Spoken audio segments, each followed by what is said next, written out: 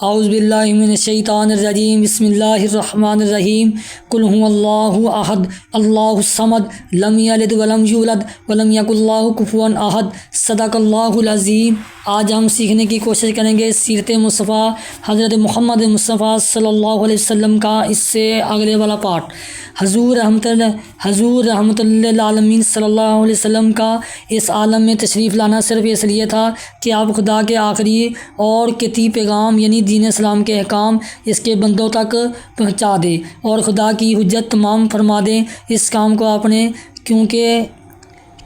انجام دیا اور اس میں آپ کو کتنی کامیابی حاصل ہوئی، اس کا اجمالی جواب یہ ہے کہ جب سے یہ دنیا عالم وجود میں آئی، ہزاروں انبیاء و رسل علیہم السلام اس عظیم الشان کام کو انجام دینے کے لیے اس عالم میں تشریف لائے، مگر انبیاء و مرسلین کے تبلیغی کارناموں کو اگر جمع کر لیا جائے تو وہ حضور سرور عالم صلی اللہ علیہ وسلم کے تبلیغی شاہکاروں کے مقابلہ میں ایسے ہی نظر آئیں گے جیسے آفتاب عالم تاب کے مقابلہ میں ایک چراغ، یا ایک صحرا کے مقابلہ میں ایک ذرہ، یا ایک سمندر کے مقابلہ میں ایک قطرہ۔ آپ کی تبلیغ نے عالم میں ایسا انقلاب پیدا کر دیا کہ کائنات ہستی کی ہر پستی کو مراج کمال کی سربلندی عطا فرما کر ذلت کی زمین کو عزت کا آسمان بنا دیا، اور دین حنیف کے اس مقدس اور نورانی محل کو جس کی تعمیر کے لیے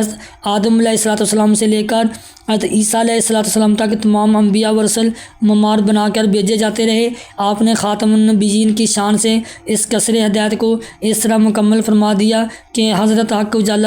جلالہ نے اس پر الیوم اکملت لکم دینکم واتممت علیکم نعمتی ورضیت لکم الاسلام دینا کی مہر لگا دی۔ جب دین اسلام مکمل ہو چکا اور دنیا میں آپ کے تشریف لانے کا مقصد پورا ہو چکا تو اللہ تعالیٰ کے وعدہ محکم انک میتن و انہم میتون کے پورا ہونے کا وقت آ گیا۔ حضور صلی اللہ علیہ وسلم کو اپنی وفات کا علم بہت پہلے سے اپنی وفات کا علم حاصل ہو گیا تھا، اور آپ نے مختلف مواقع پر لوگوں کو اس کی خبر بھی دے دی تھی۔ چنانچہ حجۃ الوداع کے موقع پر آپ صلی اللہ علیہ وسلم نے لوگوں کو یہ فرما کر رخصت فرمایا تھا کہ شاید اس کے بعد میں تمہارے ساتھ حج نہ کر سکوں گا۔ اسی طرح غدیر خم کے خطبہ میں اسی انداز سے کچھ اس قسم کے الفاظ آپ کی زبان اقدس سے ادا ہوئے تھے، اگرچہ ان دونوں خطبات میں لفظ لال شاید فرما کر ذرا پردہ ڈالتے ہوئے اپنی وفات کی خبر دی، مگر حجۃ الوداع سے واپس آ کر آپ صلی اللہ علیہ وسلم نے جو خطبات ارشاد فرمائے اس میں لال شاید کا لفظ آپ نے نہیں فرمایا، بلکہ صاف اور یقین کے ساتھ اپنی وفات کی خبر سے لوگوں کو آگاہ فرما دیا۔ چنانچہ بخاری شریف میں حضرت عقبہ بن عامر رضی اللہ تعالیٰ عنہ سے روایت ہے کہ ایک دن حضور صلی اللہ علیہ وسلم گھر سے باہر تشریف لے گئے اور شہداء احد کی قبر پر اس طرح نماز پڑھی جیسے میت پر نماز پڑھی جاتی ہے، پھر پلٹ کر منبر پر رونق افروز ہوئے اور ارشاد فرمایا کہ میں تمہارا بیشتر تم سے پہلے وفات پانے والا ہوں اور تمہارا گواہ ہوں، اور میں خدا کی قسم اپنے حوض کو اس وقت دیکھ رہا ہوں۔ اس حدیث میں انی فارۃ لکم فرمایا، یعنی میں اب تم لوگوں سے پہلے ہی وفات پا کر جا رہا ہوں تاکہ وہاں جا کر تم لوگوں کے لیے حوض کوثر وغیرہ کا انتظام کروں۔ یہ قصہ مرض وفات شروع ہونے سے پہلے کہا، لیکن اس قصہ کو بیان فرمانے کے وقت آپ کو اس کا یقینی علم حاصل ہو چکا تھا کہ میں کب اور کس وقت دنیا سے جانے والا ہوں، اور مرض وفات شروع ہونے کے بعد تو اپنی ساجزادی حضرت بی بی فاطمہ رضی اللہ تعالیٰ عنہ کو صاف لفظوں میں بغیر شاید کا لفظ فرماتے ہوئے اپنی وفات کی خبر دے دی۔ چنانچہ بخاری شریف کی روایت ہے کہ اپنے مرض وفات میں آپ صلی اللہ علیہ وسلم نے حضرت فاطمہ رضی اللہ تعالیٰ عنہ کو بلایا اور چپکے ان سے کچھ فرمایا تو وہ رو پڑی، پھر بلایا اور چپکے کچھ فرمایا تو وہ ہنس پڑی۔ جب ازواج مطہرات نے اس کے بارے میں حضرت بی بی فاطمہ رضی اللہ تعالیٰ عنہ سے دریافت کیا تو انہوں نے کہا کہ حضور صلی اللہ علیہ وسلم نے آہستہ مجھ سے یہ فرمایا کہ میں اسی بیماری میں وفات پا جاؤں گا، تو میں رو پڑی، پھر چپکے مجھ سے فرمایا کہ میرے بعد میرے گھر والوں میں سے سب سے پہلے تم وفات پا کر میرے پیچھے آؤ گی، تو میں ہنس پڑی۔ بہرحال حضور صلی اللہ علیہ وسلم کا اپنی وفات سے پہلے اپنی وفات کے وقت کا علم حاصل ہو چکا تھا۔ کیوں نہ ہو کہ جب دوسرے لوگوں کی وفات کے اوقات سے حضور صلی اللہ علیہ وسلم کو اللہ عز و جل نے آگاہ فرما دیا تھا، تو اگر خدا بند عالم علامہ الغیوب کے بتا دینے سے حضور کو اپنی وفات کے وقت کا قبل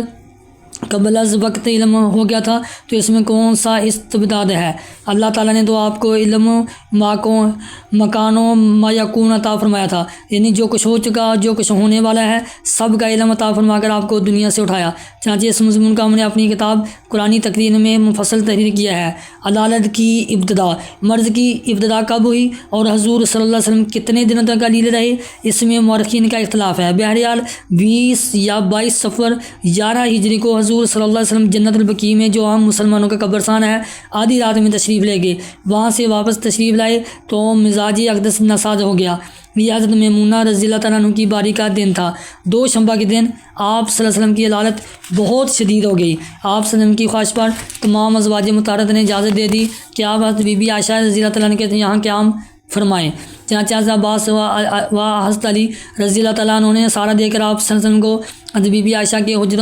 حجرہ مبارک میں پہنچا دیا۔ جب تک طاقت رہی آپ صلی اللہ علیہ وسلم خود مسجد نبوی میں نمازیں پڑھاتے رہے۔ جب کمزوری بہت بڑھ گئی تو آپ صلی اللہ علیہ وسلم نے حکم دیا کہ حضرت ابوبکر صدیق رضی اللہ تعالیٰ عنہ میرے مصلی پر امامت کریں۔ چنانچہ 17 نمازیں حضرت ابوبکر صدیق رضی اللہ تعالیٰ عنہ نے پڑھائیں۔ ایک دن ظہر کی نماز کے وقت مرض میں کچھ فاقہ محسوس ہوا تو آپ صلی اللہ علیہ وسلم نے حکم دیا کہ 7 پانی کی مشکیں میرے اوپر ڈالی جائیں۔ جب آپ صلی اللہ علیہ وسلم غسل فرما چکے تو حضرت عباس رضی اللہ تعالیٰ عنہ اور حضرت علی رضی اللہ تعالیٰ عنہ کا مقدس بازو تھام کر آپ صلی اللہ علیہ وسلم کو مسجد میں لائے۔ حضرت ابوبکر صدیق رضی اللہ تعالیٰ عنہ نماز پڑھا رہے تھے، 8 پا کر پیچھے ہٹنے لگے، مگر آپ صلی اللہ علیہ وسلم نے اشارہ سے ان کو روکا اور ان کے پہلے میں بیٹھ کر نماز پڑھائی۔ آپ صلی اللہ علیہ وسلم کو دیکھ کر حضرت ابوبکر رضی اللہ تعالیٰ عنہ اور دوسرے مقتدی لوگ ارکان نماز ادا کرتے رہے۔ نماز کے بعد آپ صلی اللہ علیہ وسلم نے ایک خطبہ بھی دیا جس میں بہت سی وصیتیں اور احکام اسلام بیان فرما کر انسان کے فضائل اور حقوق کے بارے میں کچھ کلمات ارشاد فرمائے اور سوۃ العصر اور ایک آیت بھی تلاوت فرمائی۔ گھر میں 7 دینار رکھے ہوئے تھے۔ آپ صلی اللہ علیہ وسلم نے بی بی عائشہ سے فرمایا کہ تم ان دیناروں کو لاؤ تاکہ میں ان دیناروں کو خدا کی راہ میں خرچ کر دوں۔ چنانچہ حضرت علی رضی اللہ تعالیٰ عنہ کے ذریعے آپ صلی اللہ علیہ وسلم نے ان دیناروں کو تقسیم کر دیا اور اپنے گھر میں 1 دینار یا سونا چاندی نہیں چھوڑا۔ آپ صلی اللہ علیہ وسلم کے مرض میں کمی بیشی ہوتی رہتی تھی۔ خاص وفات کے دن یعنی دوشنبہ کے روز طبیعت اچھی تھی، حجرہ مسجد سے متصل ہی تھا۔ آپ صلی اللہ علیہ وسلم نے پردہ اٹھا کر دیکھا تو لوگ نماز فجر پڑھ رہے تھے۔ یہ دیکھ کر خوشی سے آپ صلی اللہ علیہ وسلم ہنس پڑے۔ لوگوں نے کہا کہ آپ صلی اللہ علیہ وسلم مسجد میں آنا چاہتے ہیں۔ ہمارے خوشی کے تمام لوگ بے قابو ہو گئے، مگر آپ صلی اللہ علیہ وسلم نے اشارے سے روکا اور حجرہ میں داخل ہو کر پردہ ڈال دیا۔ یہ سب سے آخری موقع تھا کہ صحابہ کرام نے جمال نبوت کی زیارت کی۔ حضرت انس رضی اللہ تعالیٰ عنہ کا بیان ہے کہ آپ صلی اللہ علیہ وسلم کا رخ انور ایسا معلوم ہوتا تھا کہ گویا قرآن کا کوئی ورق ہے، یعنی سفید ہو گیا تھا۔ اس کے بعد بار بار گشی کا دورہ پڑنے لگا۔ حضرت فاطمہ الزہرا رضی اللہ تعالیٰ عنہ کی زبان سے شدت غم میں یہ لفظ نکل گیا کہ واقرب بابا، ہائے رب، ہائے رے میرے باپ کی بے چینی ہے۔ حضور صلی اللہ علیہ وسلم نے فرمایا کہ بیٹی تمہارا باپ آج کے بعد کبھی بے چین نہ ہوگا۔ اس کے بعد بار بار آپ سے یہ فرماتے رہے کہ مع الذین انعم اللہ علیہم، یعنی ان لوگوں کے ساتھ جن پر خدا کا انعام ہے، اور کبھی یہ فرماتے کہ اللہم فی رقیقی الاعلی، خداوند بڑے رقیق میں، خداوند بڑے رفیق میں، اور لا الہ الا اللہ بھی پڑھتے تھے اور فرماتے تھے کہ بے شک موت کے لیے سختیاں ہیں۔ حضرت بی بی عائشہ رضی اللہ تعالیٰ عنہ کہتی ہیں کہ تندرستی کی حالت میں آپ اکثر فرمایا کرتے تھے کہ پیغمبروں کو اختیار دیا جاتا ہے کہ وہ خواہ وفات کو قبول کریں یا حیات دنیا کو۔ جب حضور صلی اللہ علیہ وسلم کی زبان مبارک پر یہ کلمات جاری ہوئے تو میں نے سمجھ لیا کہ آپ صلی اللہ علیہ وسلم نے آخرت کو قبول فرما لیا۔ وفات سے تھوڑی دیر پہلے حضرت عائشہ رضی اللہ تعالیٰ عنہ کے بھائی عبد الرحمن بن ابو بکر تازہ مسواک ہاتھ میں لیے حاضر ہوئے۔ آپ صلی اللہ علیہ وسلم نے ان کی طرف نظر جما کر دیکھا۔ حضرت عائشہ نے سمجھا کہ مسواک کی خواہش ہے۔ انہوں نے فوراً ہی مسواک لے کر اپنے دانتوں سے نرم کی اور دست اقدس میں دے دی۔ آپ صلی اللہ علیہ وسلم نے مسواک فرمائی۔ سپہر کا وقت تھا کہ سینہ اقدس میں سانس کی گڑگڑاہٹ محسوس ہونے لگی۔ اتنے میں لب مبارک ہلے تو لوگوں نے یہ الفاظ سنے، الصلاۃ وما ملکت ایمانکم، نماز اور لونڈی غلاموں کا خیال رکھو۔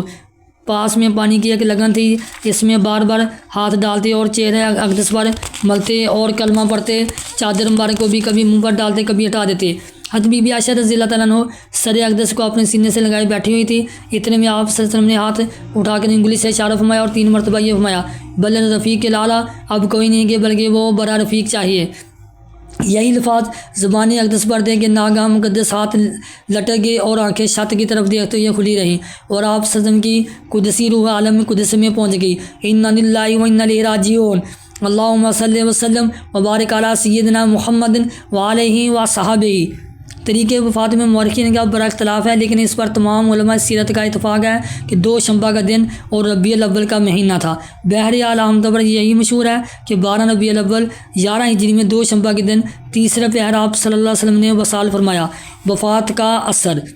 حضور اقدس صلی اللہ علیہ وسلم کی وفات سے حضرات صحابہ کرام اور اہل بیت اعظام کو کتنا بڑا صدمہ پہنچا اور اہل مدینہ کا کیا حال ہو گیا، اس کی تصویر کشی کے لیے ہزاروں صفات بھی محتمل نہیں ہو سکتے۔ وہ شمع نبوت کے پروانے جو چند دنوں تک جمال نبوت کا دیدار نہ کرتے تو ان کے دل بے قرار اور ان کی آنکھیں اشکبار ہو جاتی تھی۔ ظاہر ہے کہ عاشقان رسول پر جان عالم صلی اللہ علیہ وسلم کے دائمی فراق کا کتنا روح فرسا اور کس قدر جان کا صدمہ عظیم ہوا ہوگا۔ جلیل قدر صحابہ کرام بلا مبالغہ ہوش آواز کھو بیٹھے، ان کی عقلیں گم ہو گئی، آوازیں بند ہو گئیں اور وہ اس قدر مخبوط نواز ہو گئے کہ ان کے لیے سوچنا بھی مشکل ہو گیا کہ کیا کہیں اور کیا کریں۔ حضرت عثمان غنی رضی اللہ تعالیٰ عنہ پر ایسا سختہ طاری ہو گیا کہ وہ ادھر ادھر باغے پھرتے تھے، مگر کسی سے نہ کچھ کہتے تھے نہ کسی کی کوشش سنتے تھے۔ حضرت علی رضی اللہ تعالیٰ عنہ رنج و ملال میں نڈال ہو کر اس طرح بیٹھ رہے کہ ان میں اٹھنے بیٹھنے اور چلنے پھرنے کی سختی نہیں رہی۔ حضرت عبداللہ بن انیس رضی اللہ تعالیٰ عنہ کے قلب پر ایسا دھچکا لگا کہ وہ اس صدمہ کو برداشت نہ کر سکے اور ان کا ہارٹ فیل ہو گیا۔ حضرت عمر رضی اللہ تعالیٰ عنہ اس قدر ہوش آواز کو بیٹھے کہ انہوں نے تلوار کھینچ لی اور ننگی تلوار لے کر مدینہ کی گلیوں میں ادھر ادھر آتے جاتے تھے اور کہتے پھرتے تھے کہ اگر کسی نے یہ کہا کہ رسول اللہ کی وفات ہو گئی تو میں اس تلوار سے اس کی گردن اڑا دوں گا۔ حضرت عائشہ رضی اللہ تعالیٰ عنہ کا بیانہ کہ وفات کے بعد حضرت عمر حضرت مغیرہ بن شعبہ رضی اللہ تعالیٰ عنہ اجازت لے کر مکان میں داخل ہوئے۔ حضرت عمر رضی اللہ تعالیٰ عنہ نے حضور صلی اللہ علیہ وسلم کو دیکھ کر کہا کہ بہت ہی سخت گشی کا دورہ پڑ گیا ہے۔ جب وہ وہاں سے چلنے لگے تو حضرت مغیرہ رضی اللہ تعالیٰ عنہ نے کہا کہ اے عمر تمہیں کچھ خبر بھی ہے؟ حضور صلی اللہ علیہ وسلم کا وصال ہو چکا ہے۔ یہ سن کر حضرت عمر رضی اللہ تعالیٰ آپ سے باہر ہو گئے اور طرب کر بولے کہ اے مغیرہ تم جھوٹے ہو، حضور صلی اللہ علیہ وسلم کا اس وقت تک انتقال نہیں ہو سکتا جب تک دنیا سے ایک ایک منافق کا خاتمہ نہ ہو جائے۔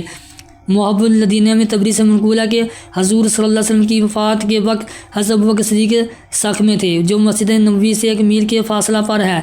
ان کی بیوی حضرت حبیبہ بنت خارجہ وہی رہتی تھی۔ چونکہ 2 شنبہ کی صبح کو مرض میں کسی نظر آئی اور کچھ سکون معلوم ہوا، اس لیے حضور صلی اللہ علیہ وسلم نے خود حضرت ابوبکر صدیق کو اجازت دے دی کہ تم سخ چلے جاؤ اور بیوی بچوں کو دیکھتے آؤ۔ بخاری شریف وغیرہ میں ہے کہ حضرت ابوبکر صدیق رضی اللہ تعالیٰ عنہ نے گھوڑے پر سوار ہو کر سخ سے آئے اور کسی سے کوئی بات نہ کہی نہ سنی، سیدھے حضرت عائشہ رضی اللہ تعالیٰ کے حجرے میں چلے گئے اور حضور صلی اللہ علیہ وسلم کے رخ انور سے چادر ہٹا کر آپ سمجھا جھکے اور آپ کی دونوں آنکھوں کے درمیان نہایت گرم جوشی کے ساتھ ایک بوسہ دیا اور کہا کہ آپ صلی اللہ علیہ وسلم اپنی حیات اور وفات دونوں حالتوں میں پاکیزہ رہے۔ میرے ماں باپ آپ پر فدا ہوں، ہرگز خداوند تعالیٰ آپ پر 2 موتوں کو جمع نہیں فرمائے گا۔ آپ صلی اللہ علیہ وسلم کی جو موت لکھی ہوئی تھی آپ اس موت کے ساتھ پا چکے۔ اس کے بعد حضرت ابوبکر صدیق رضی اللہ تعالیٰ عنہ مسجد میں تشریف لائے تو اس وقت حضرت عمر رضی اللہ تعالیٰ عنہ لوگوں کے سامنے تقریر کر رہے تھے۔ آپ صلی اللہ علیہ وسلم آپ رضی اللہ تعالیٰ عنہ نے فرمایا کہ عمر بیٹھ جاؤ۔ حضرت عمر نے بیٹھنے سے انکار کر دیا۔ حضرت ابوبکر صدیق رضی اللہ تعالیٰ عنہ نے انہیں چھوڑ دیا اور خود لوگوں کو متوجہ کرنے کے لیے خطبہ دینا شروع کر دیا کہ اما بعد،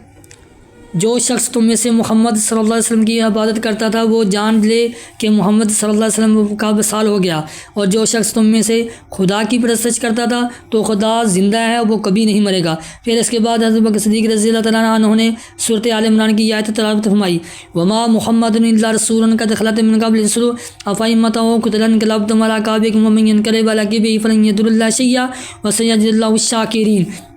اور محمد صلی اللہ علیہ وسلم کا تو ایک رسول ہیں، ان سے پہلے بہت سے رسول ہو چکے، تو کیا ہوا اگر وہ انتقال فرما جائیں یا شہید ہو جائیں تو تم الٹے پاؤں پھر جاؤ گے، اور جو الٹے پاؤں پھرے گا اللہ کا کچھ نقصان نہیں کرے گا، اور ان قریب اللہ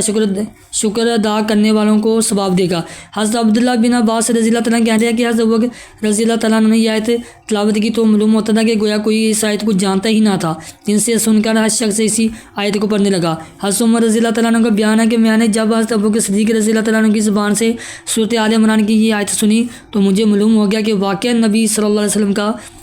کا وصال ہو گیا ہے۔ پھر حضرت عمر رضی اللہ تعالیٰ عنہ اضطراب کی حالت میں ننگی شمشیر لے کر جو اعلان کرتے پھرتے تھے کہ حضور صلی اللہ علیہ وسلم کا وصال نہیں ہوا، اس سے رجوع کیا، اور ان کے ساتھ حضرت عبداللہ بن عمر رضی اللہ تعالیٰ عنہ کہتے ہیں کہ گویا ہم پر ایک پردہ پڑا ہوا تھا کہ اس آیت کی طرف ہمارا دھیان ہی نہیں گیا۔ حضرت بکر صدیق رضی اللہ تعالیٰ عنہ کی خطبہ نے اس پردہ کو اٹھا دیا، تحذیر و تکفین، چونکہ حضور اقدس صلی اللہ علیہ وسلم نے وصیت فرما دی تھی کہ میری تحذیر تکفین میرے اہل بیت اور اہل خاندان کریں، اس لیے کہ یہ خدمت آپ سلم کے خاندان ہی والوں نے انجام دی۔ چنانچہ حضرت فضل بن عباس، حضرت قاسم بن عباس، حضرت علی، حضرت عباس، حضرت اسامہ بن زید رضی اللہ تعالیٰ عنہ نے مل کر آپ کو غسل دیا، اور ناف مبارک اور پلکوں پر جو پانی کے قطرات اور تری جمع تھی، حضرت علی نے جوش محبت اور فرط عقیدت سے اس کو زبان سے چاٹ کر پی لیا۔ غسل کے بعد 3 سوتی کپڑوں کا جو سہول گاؤں کے بنے ہوئے تھے کفن بنایا، ان میں قمیض و ماما نہ تھا۔ نماز جنازہ تیار ہوا تو لوگ نماز جنازہ کے لیے ٹوٹ پڑے۔ پہلے مردوں نے، پھر عورتوں نے، پھر بچوں نے نماز جنازہ پڑھی۔ جنازہ مبارکہ حجرہ مقدسہ کے اندر ہی تھا۔ باری باری تھوڑے لوگ اندر جاتے تھے اور نماز پڑھ کر چلے جاتے تھے، لیکن کوئی امام نہ تھا۔ قبر انور، حضرت ابو طلحہ انصاری رضی اللہ تعالیٰ عنہ نے قبر شریف تیار کی جو بغل تھی، جس میں اطہر کو حضرت علی، حضرت فضل بن عباس، حضرت عباس، حضرت قاسم بن عباس رضی اللہ تعالیٰ عنہ نے قبر منور میں اتارا۔ لیکن ابو داؤد کی روایت سے معلوم ہوتا ہے کہ حضرت اسامہ اور حضرت عبد الرحمن بن عوف بھی قبر میں اترے تھے۔ صحابہ کرام میں یہ اختلاف رونما ہوا کہ حضور صلی اللہ علیہ وسلم کو کہاں دفن کیا جائے۔ کچھ لوگوں نے کہا کہ مسجد نبوی میں آپ کا مدفن ہونا چاہیے، اور کچھ نے یہ رائے دی کہ آپ کو صحابہ کرام کے قبرستان میں دفن کرنا چاہیے۔ اس موقع پر حضرت ابوبکر صدیق رضی اللہ تعالیٰ عنہ نے فرمایا کہ میں نے رسول اللہ صلی اللہ علیہ وسلم سے یہ سنا ہے کہ ہر نبی اپنی وفات کے بعد اسی جگہ دفن کیا جاتا ہے جس جگہ اس کی وفات ہوئی ہو۔ حضرت عبداللہ بن عباس رضی اللہ تعالیٰ عنہ فرماتے ہیں کہ اس حدیث کو سن کر لوگوں نے حضور صلی اللہ علیہ وسلم کے بچھونے کو اٹھایا اور اسی جگہ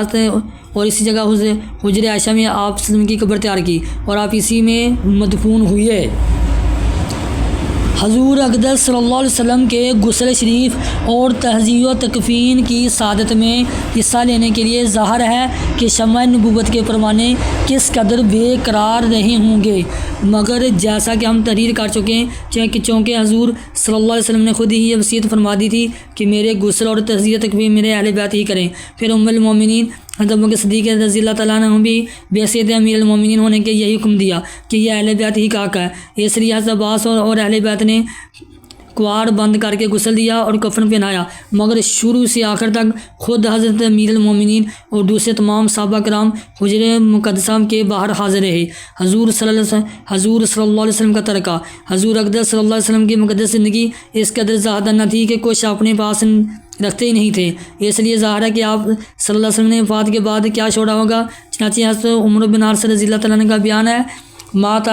ما ترک رسول اللہ صلی اللہ علیہ وسلم عند موتہ درہما ولا دینارا ولا عبدا ولا امۃ ولا شیئا الا بغلۃ البیضاء وصلاحہ وارضا جعلها صدقۃ۔ حضور صلی اللہ علیہ وسلم نے اپنی وفات کے وقت نہ درہم دینار چھوڑا، نہ لونڈی غلام، نہ کچھ اور، صرف اپنا سفید خچر اور ہتھیار اور کچھ زمین جو عام مسلمانوں پر صدقہ کر گئے تھے چھوڑا تھا۔ بہرحال پھر بھی آپ صلی اللہ علیہ وسلم کے متبرکات میں 3 چیزیں تھیں: بنو نذیر، فدق، خیبر کی زمینیں، سواری کا جانور، ہتھیار، یہ تینوں چیزیں قابل ذکر ہیں۔ زمین، بنو نذیر، فدق، خیبر کی زمینوں کی بغاوت وغیرہ کی آمدنیاں آپ صلی اللہ علیہ وسلم اپنے اور اپنی ازواج مطہرات کے سال بھر کے اخراجات اور فقراء، مساکین اور عام مسلمان کی حاجات میں صرف فرماتے تھے۔ حضور صلی اللہ علیہ وسلم کے بعد حضرت عباس اور حضرت فاطمہ اور بعض ازواج مطہرات چاہتی تھی کہ ان جائیدادوں کو میراث کے طور پر وارثوں کے درمیان تقسیم ہونا چاہیے۔ چنانچہ حضرت امیر المومنین ابو بکر صدیق رضی اللہ تعالیٰ عنہ کے سامنے ان لوگوں نے اس کی درخواست پیش کی، مگر آپ صلی اللہ علیہ وسلم اور حضرت عمر وغیرہ کابر صحابہ رضی اللہ تعالیٰ عنہ نے ان لوگوں کو یہ حدیث سنا دی: لا نورث ما ترکنا صدقۃ، ہم انبیاء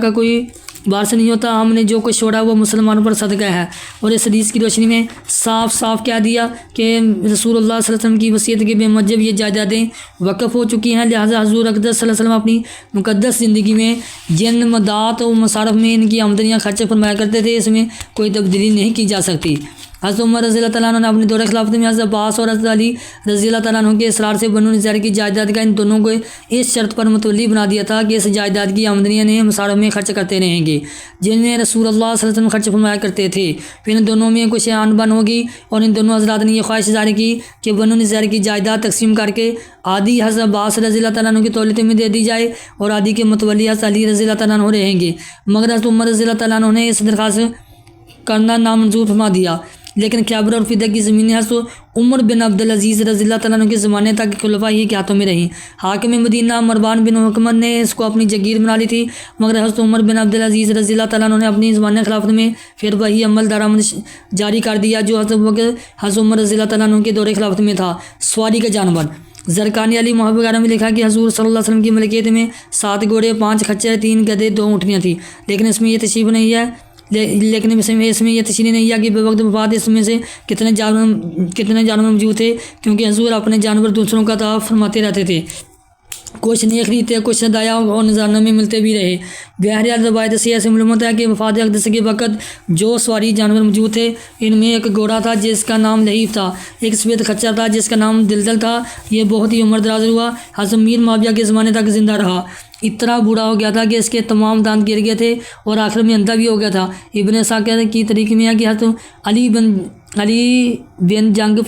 جنگ خوارج میں اس پر سوار ہوئے تھے۔ ایک عربی گدھا تھا جس کا نام افیر تھا، ایک اونٹنی تھی جس کا نام مصبہ و قصبہ تھا، یہ وہی اونٹنی تھی جس کو بے وقت ہجرت آپ صلی اللہ علیہ وسلم نے حضرت ابوبکر صدیق رضی اللہ تعالیٰ عنہ سے خریدا تھا۔ اس اونٹنی پر آپ صلی اللہ علیہ وسلم نے ہجرت فرمائی اور اس کی پشت پر حجۃ الوداع میں آپ صلی اللہ علیہ وسلم نے عرفات و ممنع کا خطبہ پڑھا تھا۔ ہتھیار چونکہ جہاد کی ضرورت ہر وقت درپیش رہتی تھی، اس لیے آپ صلی اللہ علیہ وسلم کے اسلحہ خانہ میں 9 یا 10 تلواریں، 7 لوہے کی زریں، 6 کمانیں، 1 تیردان، 1 ڈھال، 5 برچیاں، 2 مغز، 3 جبے، 1 سیاہ رنگ کا بڑا جھنڈا، باقی سفید مزدر رنگ کے چھوٹے چھوٹے جھنڈے تھے، ایک خیمہ بھی تھا۔ ہتھیاروں میں تلواروں کے بارے میں شیخ عبدالحق محدث دہلوی رحمۃ اللہ نے تحریر فرمایا کہ مجھے اس کا علم نہیں کہ یہ سب تلواریں بیک وقت جمع تھی یا مختلف اوقات میں آپ صلی اللہ علیہ وسلم کے پاس رہیں۔